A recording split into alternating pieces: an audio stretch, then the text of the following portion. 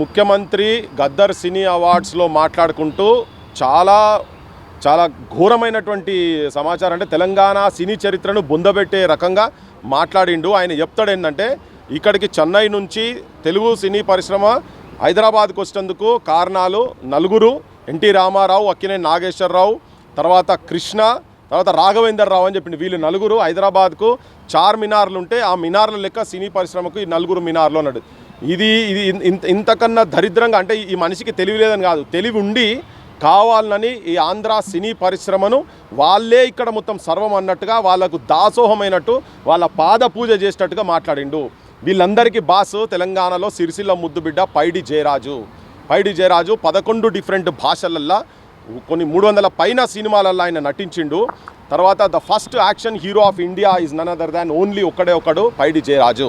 ఆయన యాక్చువల్గా ఇక్కడికి తెలుగు సినీ పరిశ్రమ వచ్చేటందుకు ఆయన ఇనిషియేటివ్ ఫస్ట్ ఆయన ఇనిషియేటివ్ తీసుకొని చెన్నారెడ్డి ముఖ్యమంత్రి ఉన్నప్పుడు అక్కినేని నాగేశ్వరరావుకు ఇక్కడ ఇల్లుకు జాగా కూడా అప్పుడున్న ముఖ్యమంత్రి చెన్నారెడ్డికి చెప్పి ఇప్పించిండు. ఆయన కొడుకే ఇప్పుడు నాగార్జున వచ్చి భూ కబ్జాలు చేసినటువంటి గొప్ప మనిషి. ఏది ఎన్ కన్వెన్షన్ నేను వచ్చినాక రేవంత్ రెడ్డి గులగొట్టిండు కదా. వీళ్ళు ఇక్కడికి వచ్చి భూముల మీద ఆధిపత్యం, పద్మాలయ స్టూడియో, కృష్ణ కావచ్చు, అన్నపూర్య స్టూడియోలు, తర్వాత ఎన్టీ రామారావు కూడా ఇక్కడ చెరువు పక్కకు నాచారం దగ్గర భూములు ఇచ్చిండు ఆయన. రామకృష్ణ స్టూడియోలు కావచ్చు, చిక్కడపల్లి పోలీస్ స్టేషన్ వెనకాల ముంగట్ సైడ్ ఉంటుంది, అక్కడ ఏది గోల్కొండ అక్కడ చౌరస్తా దగ్గర అక్కడ గవర్నమెంట్ భూములే.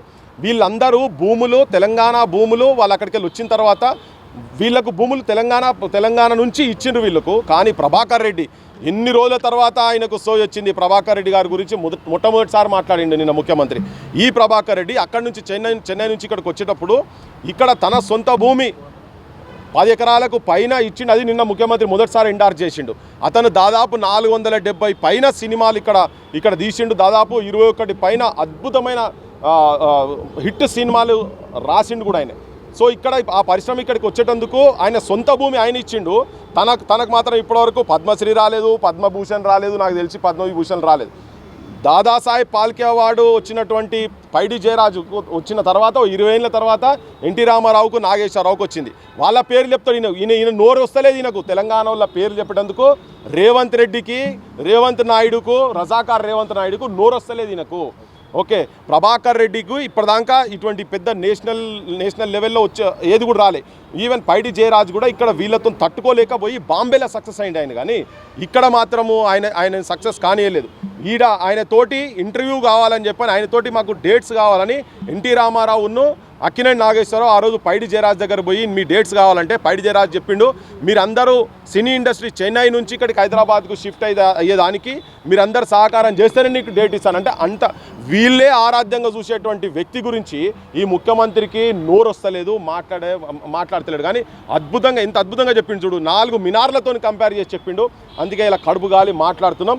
రేవంత్ రెడ్డి, నువ్వు ఎంత తెలంగాణ సినీ చరిత్రను తొక్కి పెట్టాలని ప్రయత్నం చేసినా ఇది బయటకు వస్తుంది. వాళ్ళందరేమో భూములు ఇక్కడికి వచ్చి ఇక్కడ భూములు తీసుకొని వాళ్ళు స్టూడియోలు పెట్టుకొని వాటిని ఇలా కమర్షియల్ యూనిట్స్గా తయారు చేసి పెట్టిన వాళ్ళు. కానీ ఇక్కడ ఉన్నటువంటి ప్రభాకర్ రెడ్డి లాంటిలో వాళ్ళ భూములు మొత్తం ఇచ్చారు. కాంతారావులు వాళ్ళు 400 పైన పౌరాణికం ఇటువంటి మూవీలలో అద్భుతంగా చేసినటువంటి కాంతారావు, ఇటువంటి వాళ్ళ గురించి ఆయనకు నోరు రానే రాదు. ఆయనకు పిల్లర్లట వాళ్ళట ఇక్కడికి వచ్చి అంటే ఇంతకన్నా దరిద్రంగా, ఇంతకన్నా బానిసత్వము, ఇంతకన్నా భావ దారిద్రము, నువ్వు ఎట్లా మనిషివో మాకైతే అర్థమైతలేదు నాయన. నువ్వు మొత్తం తెలంగాణ చరిత్రను ఇక్కడ బాలసుబ్రహ్మణ్యం విగ్రహం తీసుకొచ్చి, ఒక కిరాయి గాయకుని విగ్రహం తీసుకొచ్చి ఇక్కడ పెట్టినావు. ఈ ప్రాంత అస్తిత్వం గురించి, ఈ ప్రాంత సినీ గురించి, ఈ ప్రాంత నటన గురించి, ఈ ప్రాంత సాహిత్యం గురించి కావచ్చు, మొత్తం సినీ పరిశ్రమలో చేసినట్టు కాంట్రిబ్యూషన్ మొత్తం ఈయన నిన్న ఒక స్టేట్మెంట్ తోటి బొందబెట్టిండు. అది కూడా ఎటువంటి సాహిత్యం అబ్బా, గద్దర్ పేరు పెట్టి ఎంత దరిద్రంగా ఏంది. నిన్న పాడిన పాటలు అయితే ఎంత ఘోరమైన పాట, అబ్బని తీయని దెబ్బాట. ఏం గద్దరుంటున్న మధ్య చెంప మీదకి పల్లగొట్టుకోవచ్చు, ఆయన బలగొట్టుకోవచ్చు. రేవంత్ రెడ్డి చాలా అద్భుతంగా ఇప్పుడు ఆయన చెప్పిండు కదా ప్రభాకర్ రెడ్డి అని. ఆ ప్రభాకర్ రెడ్డి, పైడి జయరాజులు, వీళ్ళని వీళ్ళ గురించి ఏందో మీరు తెలుసుకోండి. ఈ ముఖ్యమంత్రి ఎట్లా మన ప్రాంతంలో ఉన్నటువంటి ఆర్టిస్టులను ఎట్లా తొక్కి పెడుతున్నాడో చూడండి. ఇప్పుడు తెలంగాణ వచ్చిన తర్వాత ఇప్పటికీ కూడా భూములు మళ్ళీ ఇక్కడ వాళ్ళకి ఇచ్చి ఏమైనా ఫెడరేషన్లు చేసి పెంచుతున్నారా అంటే పెంచలేడని, మళ్ళీ వాళ్ళకే పిలిచి వాళ్ళకే ఇస్తున్నారు, వాళ్ళకే పెద్దపీట ఇస్తున్నారు. అదే చిరంజీవులు, అదే నాగార్జునులు, వాళ్ళే ఇక్కడ భూ కబ్జాలు చేసినటువంటి వాళ్ళు. ఈయన కూడా భూ కబ్జాదారుగా రేవంత్, ఈయన గ్యాంగ్ కూడా అంతే ఉన్నది కనుక వాళ్ళందరూ కలిసి తెలంగాణను పంచుకొని సర్వనాశనం చేస్తున్నారు. ఓకే, అదే వెలుగుమట్లపై ఎంతోమంది ప్రజలు కూడా బాధపడుతున్న పరిస్థితిలో కూడా ప్రతి ఒక్క ఫంక్షన్ కూడా అటెండ్ అవుతుండు. ఈ రీసెంట్గా అల్లు అర్జున్ది ఒక సినిమా హాల్ ఓపెనింగ్ ఉంటే కూడా పోయినటువంటి పరిస్థితి కూడా ఇంతవరకు వెలుగుమట్లకి ఇంతవరకు సందర్శించింది లేదు. దీనిపై మీ స్పందన ఏంటన్నా?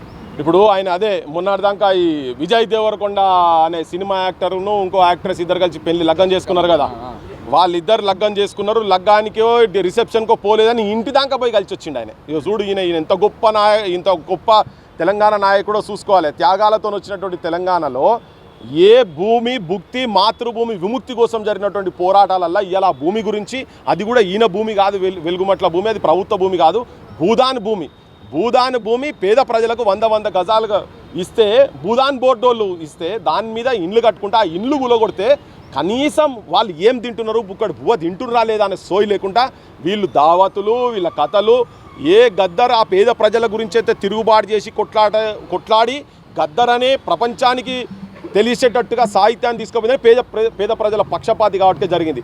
అటువంటి గద్దర్ సభలలో వెకిలి చాస్టలు పెట్టుకుంటా 11 కోట్ల రూపాయలట దానికి నిన్న జరిగినటువంటి ఒకటే ఒక ప్రోగ్రాంకు. సో ఈయనకు ఆ పేదోళ్ళ గురించి, వాళ్ళ ఆకలి గురించి, వాళ్ళ జీవితం గురించి, వాళ్ళకు ఇచ్చినటువంటి నీడ గురించి కన్నా ఈ సినిమా వాళ్ళు, ఈ దావతులు, ఈ ఫంక్షన్లు, అల్లు అర్జున్ స్టూడియో కదా నువ్వు ఇంతకుముందు చెప్పేది, ఆయనకు వీళ్ళే కావాలి. మళ్ళీ ఈయనకి సినిమాలు కూడా నేను చెప్తున్నాడు, ఏం సినిమా అది, అల్లు అర్జున్ ఏదో సినిమా ఉండే కదా మొన్న వచ్చినాక, పిల్లగాడు చచ్చిపోయా కదా, అసెంబ్లీలో వీళ్ళే చెప్తారు, అడవైన సినిమాలని వీళ్ళే చెప్తారు. మళ్ళీ నిన్న ఆయనే గొప్పగా ఆ సినిమా గురించి, చాలా పుష్ప సినిమా చాలా గొప్ప సినిమా అని చెప్పి మళ్ళీ ఆయనే చెప్తాడు. ఇది నేను అనుకుంటున్నా ఊసర వెళ్ళి కూడా ఇటువంటి వాళ్ళని చూస్తే దూరం ఉరుకుతుంది కావచ్చు, ఓరు నేను వీడారు నాయన అన్నట్టుగా దూరం ఉరుకుతుంది రేవంత్ రెడ్డిని చూస్తే. అగో అంత రకరకాలుగా రంగులు మారుస్తున్నారు. వీళ్ళకు పైసా కూడా పేదోళ్ళ మీద కనుక ఏ కోశాన గింత కూడా వీళ్ళకి ఎక్కడైనా సోయి ఉండేది ఉంటే ఇటువంటి ఫంక్షన్లు అటెండ్ కాక ముందు ఆ పేద ప్రజలను అడ్రస్ చేయనుండే. అసలు ఏంది, మనం 1000 ఇండ్లు గులగొట్టినాము, ఆ ఇండ్లు గులగొడితే ఆ జనాలు ఎట్లున్నారు, కనీసం తింటుండ్రా లేదా. మొన్న అంబేద్కర్ భవన్లో పెడితే దాన్ని 100 మందికి 2 బాత్రూమ్లట. ఎంత ఘోరము అంటే పశువుల కన్నా హీనంగా పెడుతున్నారు. ఇక్కడ వీళ్ళు మాత్రం విలాసాలు పెద్ద హోటళ్ళకు పోయి వీళ్ళ కథలు విలువడుతున్నారు. ఇది బాధ్యత లేకుండా, అంటే ఇంత కర్కోటకంగా కిరాతకంగా ఈ ప్రజాపాలన చెప్పుకుంటున్న వాళ్ళు వీళ్ళంతా ఉట్టిగా ఇక్కడ మొత్తం వీళ్ళని చూస్తున్నైతే నాకైతే పిశాచులు లెక్క కనబడుతున్నారు. వీళ్ళైతే ప్రజలకు కూడా అర్థమవుతుంది ఇదంతా, వీళ్ళు ప్రజాపక్షాన లేరు. ఇది ప్రజాపాలన కాదు, పైశాచిక పాలన. ఇది పోలీసు రాజ్యం చేసి పడేసారు తెలంగాణ మొత్తం రేవంత్ రెడ్డి హోమ్ మినిస్టర్గా, ముఖ్యమంత్రిగా.